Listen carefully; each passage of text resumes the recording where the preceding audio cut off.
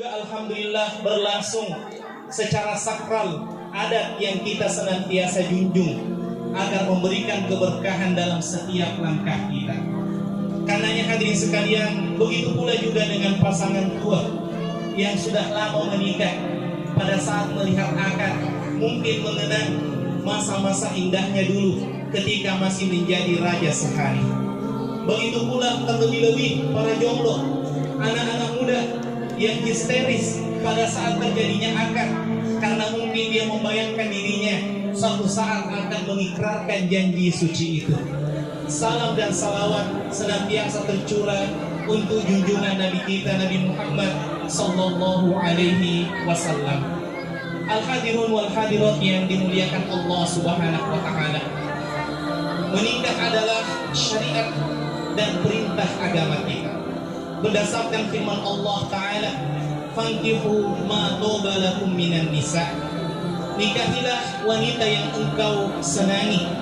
Dalam hadis Rasulullah sallallahu alaihi wasallam, beliau memerintahkan kepada para pemuda, para bujang, "Ya ma'syarasy syabab, man istata'a minkumul ba'ah falyatazawwaj."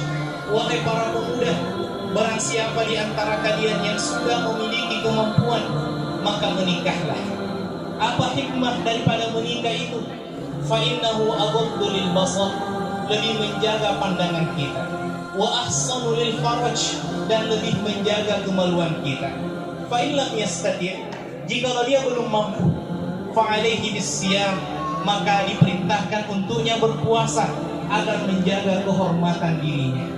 Hadirin yang berbahagia yang dimuliakan Allah Subhanahu wa taala, ada beberapa pesan yang kami akan sampaikan kepada diri kami pribadi, kepada kedua mempelai dan kepada para hadirin sekalian.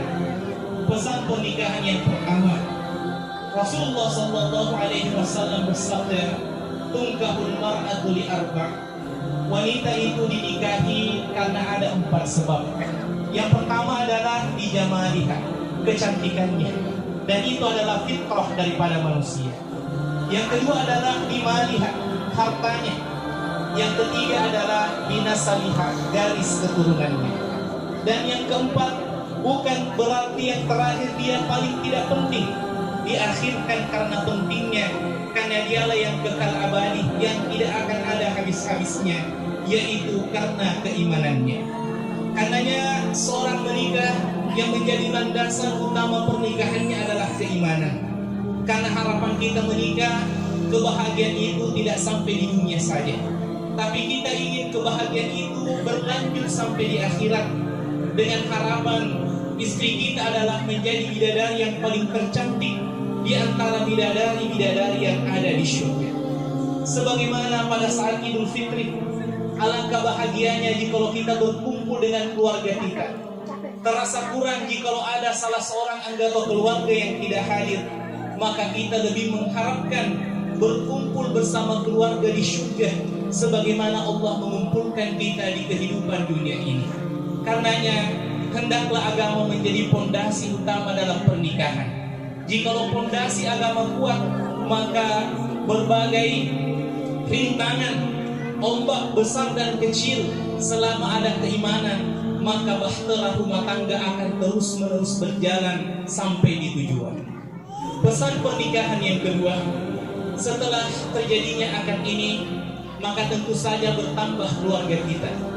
Maka kedua mempelai memiliki mertua. Karenanya mempelai harus berterima kasih kepada kedua mertuanya. Mengapa?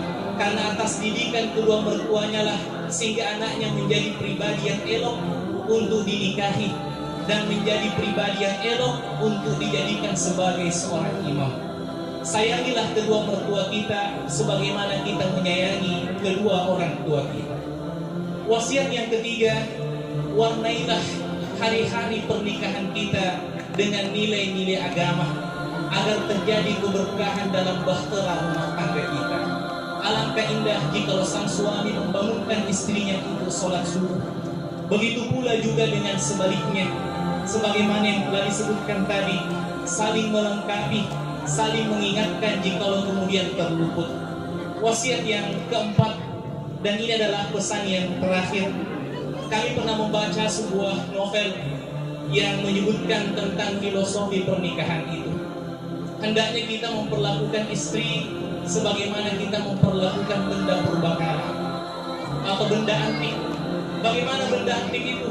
Semakin tua, semakin lama, semakin berarti. Ada yang mengatakan seperti lem Korea, semakin lama, semakin lengket. Jangan jadikan istri kita seperti sarung. Pada saat awal-awal kita membelinya, warnanya begitu menarik sehingga sering kita pakai. Namun seiring perjalanan waktu, warnanya semakin pudar sehingga kita jarang memakainya, meninggalkannya, bahkan menggantinya dengan yang lain. Inilah mungkin beberapa wasiat dan pesan-pesan untuk kedua mempelai agar meraih gelar sakinah, mawaddah, dan warahmah. Dan di akhir ceramah ini kami tutup dengan ucapan doa, barakallahu laka wa baraka alaika wa jama'a bainahuma fi khairin. Wassalamualaikum warahmatullahi wabarakatuh. Janganlah berputus asa, kerana Allah bersamamu. InsyaAllah, InsyaAllah, InsyaAllah.